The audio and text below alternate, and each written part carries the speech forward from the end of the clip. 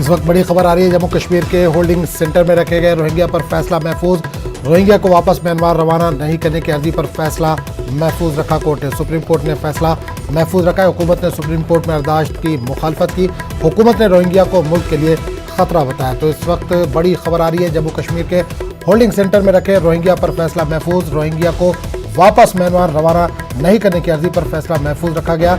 Supreme court ने इस फैसले को महफूज रख लिया है। हुकूमत ने सुप्रीम कोर्ट में अर्दाश्त की मुखालफत की। हुकूमत ने रोहिंग्या को मुल्क के लिए खतरा बताया।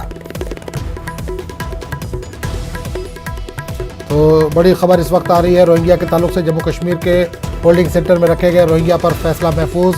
रोहिंग्या को वापस म्यांमार रवाना नहीं करने की अर्जी पर फैसला महफूज।